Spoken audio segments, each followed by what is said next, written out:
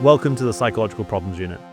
In this video, we'll cover an introduction to mental health, depression, and addiction. I've updated the PsychBoost app. Now it has over 500 GCSE flashcards, over 400 multiple choice quiz questions, and over 300 key terms to test your knowledge with. Of course, all based on the information I cover in these videos. I'm so confident you'll like my app. You can use all the features for Paper 1 for free. Only subscribe to Paper 2 if you know you'll find it helpful. You can also follow along with these videos by completing my worksheets, available on Patreon. An introduction to mental health. This unit is about psychological problems, two in particular, depression and addiction. But before we discuss psychological problems, we should have a good idea about what it means to be psychologically healthy. And we do find that people who are not suffering from mental health problems share a range of characteristics. If we use those to define mental health, we can then use them to define psychological problems. So, positive engagement with society is one characteristic. This can be as simple as attending school and work and making a positive contribution while you're there, or even just attending social events. Effective coping with challenges. There are problems in everyone's life. Exams coming up, big projects at work. Mentally healthy people are able to focus and work through those problems. They don't get overwhelmed by the problems and they don't ignore them. Not being overwhelmed by difficult feelings. Everybody experiences sadness at some points. It's a natural emotion. For mentally healthy people, we expect that the sadness will be temporary and the cause of the sadness will be kept in perspective. Positive relationships. Support networks are a collection of close friends and family that you turn to when you've got a problem. Mentally healthy people will work on keeping these positive relationships going. Dealing with disappointments. There are bad life events that happen to all of us. We expect mentally healthy people to react as positively as possible without excessive self-criticism. And when it comes to making decisions, mentally healthy people tend to not overthink or procrastinate about their choices. Now, when looking around the world, we tend to see a variation in beliefs about mental health problems. Western society has developed explanations for mental health that follow medical, biological explanations tested scientifically. But some non-Western cultures give explanations based more on the mind and spirituality, with treatment based more on religious ideas. Now, this can lead to increased stigma towards people suffering from mental health conditions. People feeling shame for having a mental health problem are less likely to go and seek medical help. Symptoms are interpreted differently around the world. One example is hearing voices. Now, this would be interpreted as auditory hallucinations in the UK and go towards a diagnosis of schizophrenia. However, for people from an Afro-Caribbean heritage, hearing voices can be an acceptable and even positive religious experience. This is thought to be part of the reason people from an Afro-Caribbean background living in the UK are much more likely to be diagnosed with schizophrenia than the general population. Mental health is linked to the environment you live in, and it's true for all of us. The modern world has changed how we live. It's thought that modern living has caused particular pressures due to changes in technology, the economy, and politics. One big change is people are now much more socially isolated than the past. More people are living alone, especially older people who tend not to live with their children. Younger people are now living more independent, less family-focused lives, many moving away from their social networks for work. Research is showing that people are now feeling that they have fewer close friends they can confide in. Social media is thought to be having a negative effect on the mental health of younger people. Social networks are thought to be linked to a sense of competition, body image disorders, and can enable online bullying, factors leading to anxiety and depression. Changes to the economy has led to more temporary employments. Workers without job security can worry about how they'll survive financially.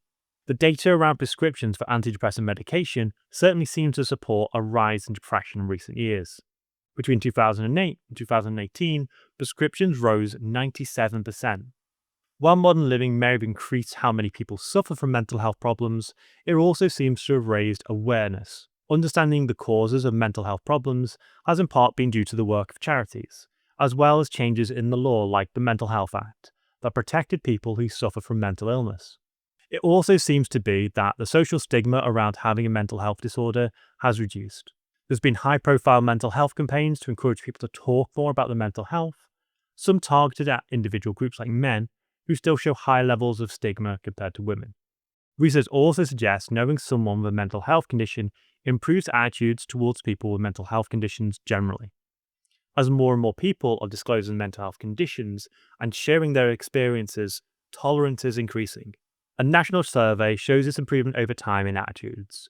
People's willingness to work, live, and continue a relationship with someone with a mental health problem increased by 11% between 2009 and 2016. We're going to finish this introduction to mental health by considering the effects mental health problems have not only on the individual, but society more generally. If we think about the effects on an individual, of course we mean the symptoms, but that mental health condition can impact other areas of their lives. So, for example, symptoms like low motivation and anxiety can cause a reduction in communication that a person has with the people around them.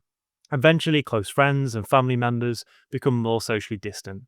In extreme situations with severe symptoms, if patients can't provide a safe environment, children might be placed in a care setting. And that prolonged separation can then lead to distress for both parents and children and may result in permanent relationship breakdown. Symptoms can also make normal day-to-day tasks difficult for sufferers. This can lead to problems with hygiene or difficulties performing in school or work. There can also be a negative impact on the person's physical well-being. Symptoms or the side effect of medication can prevent the sufferer from eating healthily, might result in sleep loss, and can lower the motivation to exercise. As well as those implications to the individual, mental health problems affect all of us in society. People with mental health conditions often need social care. If their problems stop them from being employed, they need support with their housing and other costs. People who suffer from severe mental health problems may need to be cared for in an institution. Increased crime rates can result from mental health conditions that impair a person's judgment.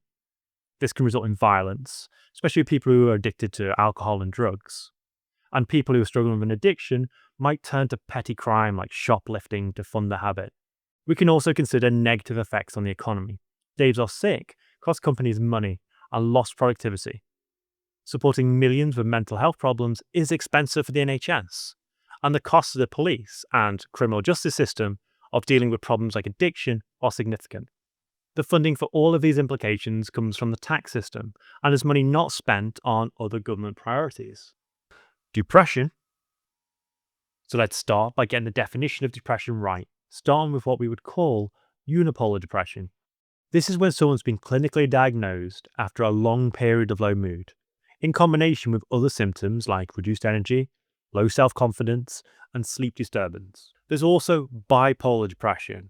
So, as well as having the symptoms of unipolar depression, there are periods of excessively high mood known as mania. People in this manic phase will have high energy, feel very positive and productive, and generally feel excited. They'll talk quickly and make impulsive decisions that they might not have thought through. The depressive and manic phases can last for a few weeks or even months. Sadness, however, is not a mental health problem. It's a normal human response to negative life events. It's temporary, and while unpleasant, people are able to continue to function while experiencing sadness. So we need to really clearly define the difference between these three terms. So unipolar is just abnormally low moods, while bipolar is both abnormally low moods and abnormally high moods. But sadness is a shared and normal human emotion. If someone was to be diagnosed with unipolar depression, the clinician may use a book called the International Classification of Diseases. This is a medical tool listing symptoms. The psychiatrist will match the patient's experience to the symptoms listed. The ICD is published by the World Health Organization and is updated in response to changes in scientific knowledge. The current version is version 10, and you can read it for free online by following this link. Section 5 is a part that classifies mental health conditions. So when giving a diagnosis of unipolar depression, the clinician will consider the number of symptoms the patient's had out of 10 over a 2-week period. For a diagnosis, at least one of the symptoms I've put a star next to must be present. If there are fewer than 4 symptoms, the patient's not depressed. 4 would be mild depression, 5 to 6 moderate depression, and 7 or more would be severe depression. So here are the symptoms. Low mood, and this is shown by behavioural aspects like crying and emotional aspects, so sadness. A reduction in energy levels. This is shown by low motivation, noticeable by poor hygiene, diet, or a drop in performance in school or work.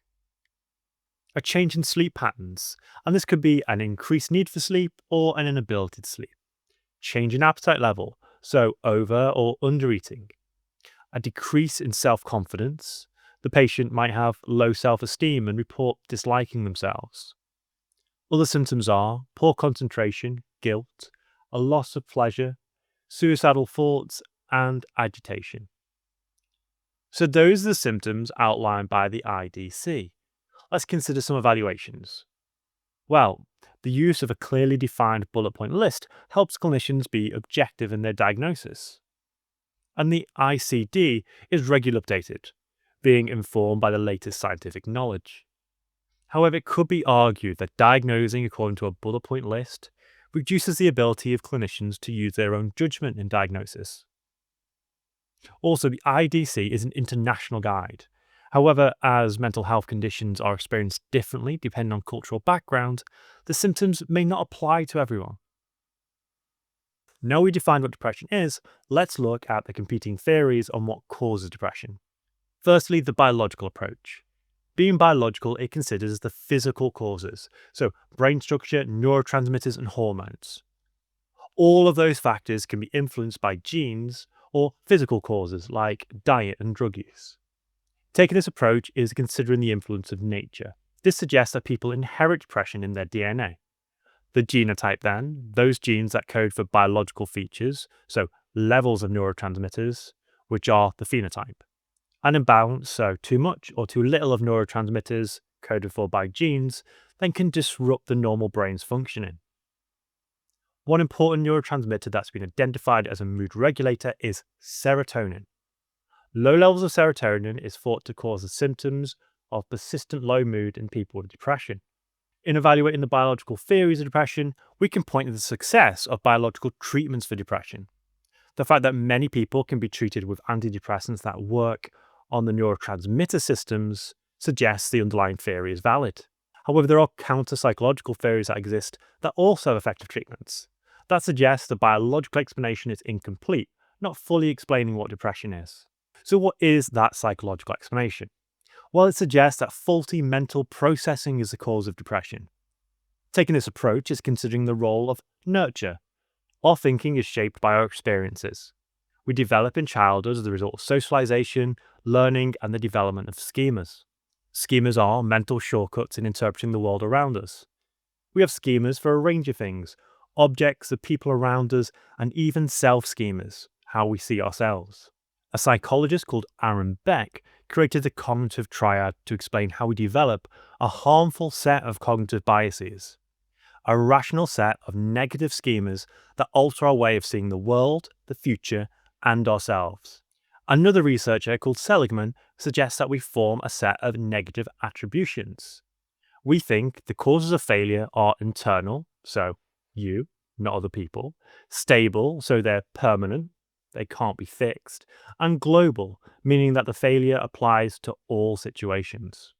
These negative attributions result in a sense that we can't improve our lives. So we develop a sense of what Seligman calls learned helplessness. Positive evaluation of these psychological theories is a success of talking therapies like CBT, suggesting there is validity in the underlying theories. But we can counter taking a fully psychological explanation for depression by pointing to the success of biological treatments in helping people with depression.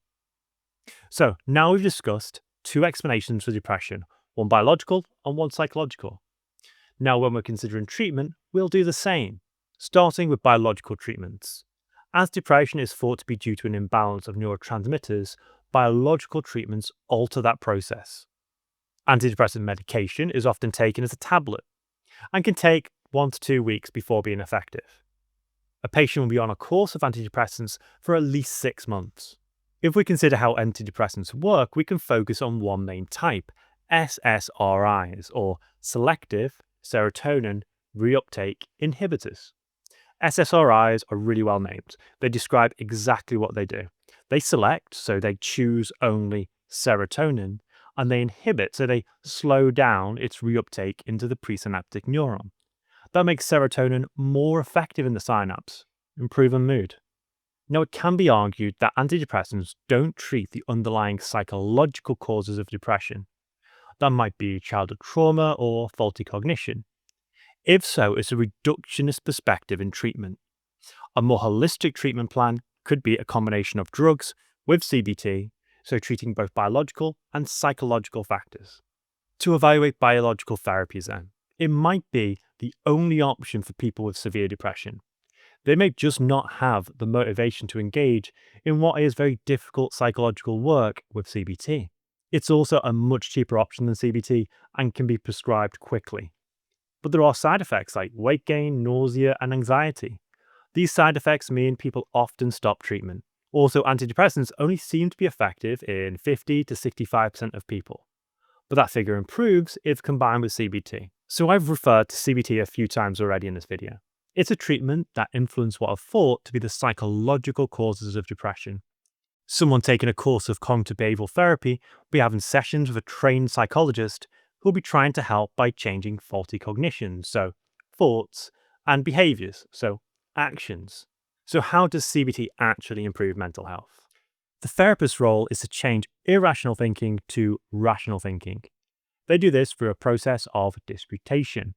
There are two types: logical, asking, do these thoughts make sense? And empirical, asking what evidence there are for those irrational thoughts. Behavioral change is also focused on, with homework tasks set, like attending social events. The positive emotional reward for completing those tasks makes it more likely that they will then repeat that behavior. This process is called behavioral activation. CBT is generally thought to be a more holistic approach to treatment than antidepressants. But that being said, CBT could be argued to be reductionist, as it focuses only on changing present experience, so it ignores past trauma and potential biological factors. To evaluate, psychological treatments are often seen as more empowering for the client, who can feel in control of changing their own thought processes. However, CBT is only effective if continued for some time, and this can be challenging for individuals who are suffering from low motivation as a symptom of depression. We'll finish our explanation of depression with a look at a research study on the effectiveness of CBT as a treatment. Now, people are defined as treatment resistant if after 6 weeks of taking antidepressants, they see no improvement in symptoms. Wiles was interested in investigating if those treatment-resistant patients would do better if antidepressant treatment was combined with CBT. So 469 18 to 17-year-old patients, all with treatment-resistant depression, were randomly assigned to one of the two conditions. Either just continue with the use of antidepressants or continue the antidepressants alongside a course of CBT. Before the study, all the participants started with a BDI score of 14 or more. The BDI score is a measure of depression. The participants were then followed up at 6 and 12 months and their BDI score remeasured. Wiles found that after 6 months, 46% of the combined CBT and antidepressant group had responded to treatment. They'd shown a 50% or greater reduction in BDI. This was compared to only 22% in the antidepressant-only group. Wiles concluded from these results that a holistic approach to treatment, including both CBT and drug therapy, is the most effective way to help treatment-resistant patients. In positively evaluating Wiles' work, we would say that the study was experimental in nature, demonstrating cause and effect. Much of the previous work was correlational. Wiles carefully controlled the study with a large and diverse sample, meaning the results are highly likely to be valid and generalizable. We can also say this research has real positive implications for people's mental health. Doctors can use this data to help create treatment plans for their patients, helping both the sufferers of mental health but also wider society. However, we can criticize the methodology of Wiles' study in some ways. The participants would be aware that they were receiving additional treatment if they're in the CBT group, meaning they were not blind to the condition they were in. Now, this can raise a problem with demand characteristics. Maybe those getting CBT treatment felt they were helping the researcher by reporting an improvement in symptoms. There are issues of investigator effects, with researchers potentially influencing the results. And finally, the BDI used to measure improvements in depressive symptoms is a self-report measure. This may lack validity as it's very difficult to actually report on your own mental state. Addiction. So, let's start with a few basic definitions. Dependence and addiction. A dependence is the physical need for a substance. There are signs that someone is dependent. They'll start to develop a tolerance, so they'll need increasing amounts in order to get the same effect. And withdrawal. These are a range of negative physical and mental symptoms when the substance is stopped. Addiction is a compulsive and irrational behavior to use a substance. This behavior is out of control, with the addict ignoring significant negative and harmful consequences. So the main difference is dependence is physical and addiction is behavioral. Substance misuse and substance abuse. Many drugs are legal, such as prescription drugs. They come with clear legal and medical guidelines on how they should be used. Substances are misused when these guidelines are not followed. So this can be in the form of taking too much or too little, stopping a drug treatment early, or using somebody else's prescription. Substance abuse, however, is when somebody uses drugs with the intention of changing their mental state to get an emotional high. This can be with illegal drugs or prescription drugs.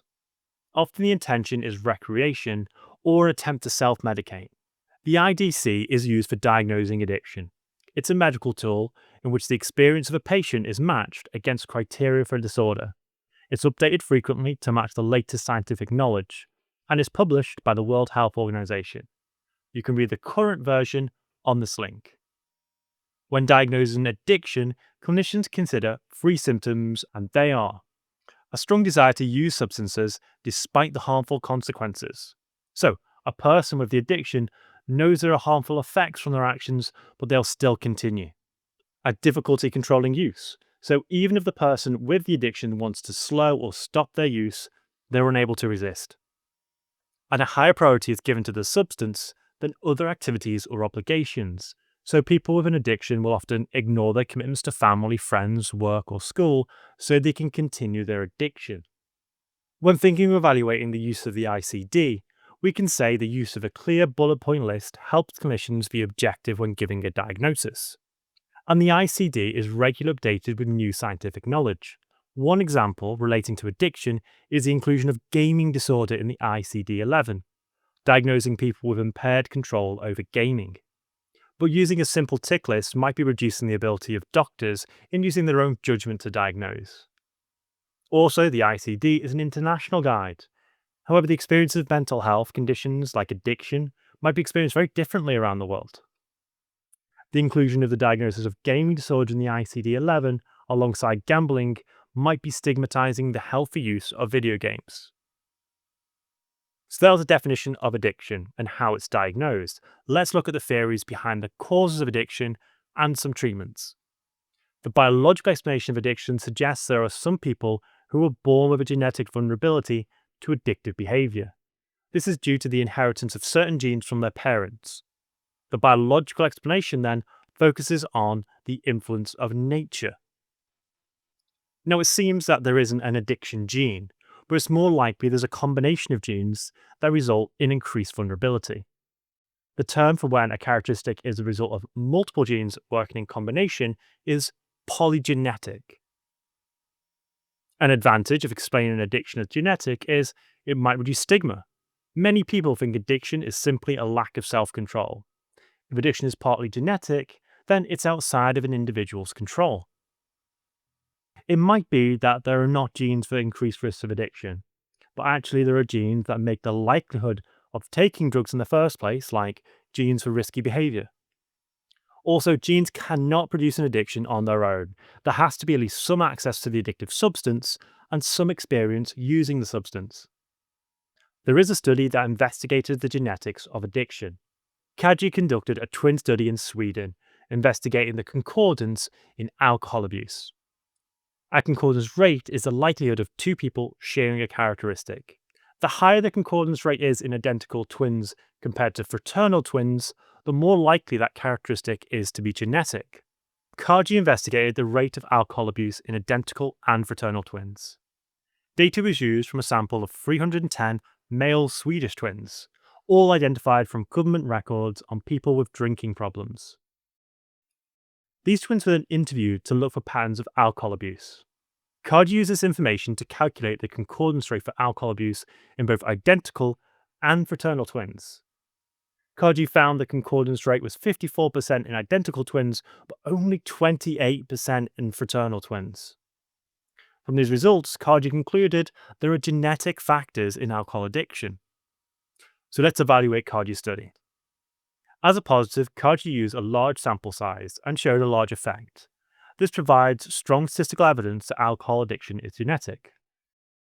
Knowing this can help health professionals, because knowing alcohol addiction runs in families can lead them to ask about and offer help to other family members who may be suffering. However, this research might only be limited to alcohol addiction. Perhaps it's only alcohol addiction that has a genetic aspect. And the results are not generalizable to other substances. And finally, going a little deeper, Cardi showed a strong concordance rate, but 46% of identical twins were not concordant. We would expect to see a 100% concordance rate with a trait that was fully genetic. So this suggests that there are both genetic and environmental factors that influence alcohol addiction. A better explanation then would be the diaphysis stress response, showing how nature and nurture effects interact. Genetics cause a vulnerability, but this needs to be triggered by environmental factors. So let's have a look at some psychological explanations of addiction. If we're suggesting addiction is due to psychological factors, we're including how we learn from experience, things like socialization. This is focusing on the influence of nurture in creating addictive behavior. One experience someone could have had is peer influence. So this is a social pressure to conform to those around us, to fit into the norms of the people we see as a valued group. This behavior can be the form of taking an addictive substance used by that group. Social learning theory also gives an explanation. We learn through the observation of others' behavior. We will then imitate that behavior, especially if we see it as rewarding in some way. We're also more likely to imitate the behavior of people we identify with. This explains why teens imitate the substance abuse of other teenagers. When evaluating the psychological explanation, we can find supporting research that shows people are more likely to start using addictive substances as a teenager and if they've got friends who use that substance. However, many people are able to resist peer influence, but still develop addictions. So there might be factors beyond conformity, such as genes or the role of mental health conditions. Another criticism might be it's the other way around. Teens could actually be choosing peer groups that accept drug use because they want to use the drugs or are already addicted. So, how are addictions treated? Well, there are a range of interventions that have been designed to reduce addictive behavior. An intervention is using activities to change behavior or emotional states. One intervention is aversion therapy. This is based on the principles of classical conditioning. Clients are exposed to the addictive stimulus, so alcohol, cocaine, tobacco, at the same time as an unpleasant stimulus, so electric shocks or drugs that cause vomiting. This then causes an association between the addictive substance and the negative effect. Interestingly, smoking lots of cigarettes quickly causes a feeling of nausea, so it can be used as a type of aversion therapy. Bart! Have you started smoking? No, Don't lie to me, boy. Uh-huh. Cigarettes, just as I thought. they're not mine. Yeah, right. Son, I'm going to teach you a lesson. I'm going to stand here and watch you smoke every one of those cigarettes. Then maybe you'll learn. Homer gets it right again. So if we consider how aversion therapy improves mental health, if the addiction substance is associated with a negative sensation, the addictive substance will be avoided. But using behaviorism to treat addiction can be seen as reductionist. Addiction is more complex than simple pleasure seeking. Often addictions are linked to deeper mental health problems that aversion therapy doesn't address. A more holistic approach would be to use aversion therapy alongside treatments that address the root cause of the addiction, like CBT. There is research evidence that suggests aversion therapy is effective in the short term. One study shows that 69% of patients were still sober 1 year after alcohol aversion therapy. fMRI scans showed that these people had a reduction in activity in an area of the occipital lobe that's associated with cravings. But we could criticize aversion therapy as being unethical. It can be seen as giving people a punishment for having a mental health condition. Another intervention is placing someone on a self-management program. These focus on allowing the sufferer to take control of their own health and well-being, not the therapist. The sufferer will learn about the nature of their condition and develop their own coping skills and strategies. That doesn't mean they're on their own. Sufferers take part in self-help groups. These are meetings of peers, so other mental health sufferers. These groups are often formed from people who share the same cultural background. And members of these groups are encouraged to share their experience and offer each other emotional support. One important point, the focus here is on helping and listening, not diagnosis or medical treatment advice. A common design to self-help groups is a 12-step recovery program. The original was developed by a group called Alcoholics Anonymous, or the AA. A number of the AA's steps require members to believe in and give control over their lives to a higher power. But the popularity of the AA program has led to other 12-step programs being developed for other issues and addictions, often changing the focus from a higher power to self-control. We could say self-management programs, while not directly offering diagnosis or treatment, help improve mental health by providing emotional support, giving sufferers of addiction a chance to talk about their past experience in a way not possible with CBT or drug therapies. As self-help groups don't consider biological or cognitive causes, we could say they're reductionist. But self-help groups are often used in combination with mental health professionals providing CBT or drug treatments. In evaluation, self-management programs being used takes pressure off mental health services that can then focus on more extreme mental health problems. But the religious focus of many self-help programs may put off people who are struggling with addictions or other issues that need support. I want to thank all my patrons for their support. They allow me to work part-time and make PsychBoost. And in return, they get extra resources. For example, GCSE patrons get digital worksheets, exam question walkthroughs, and these videos as a set of teaching slides.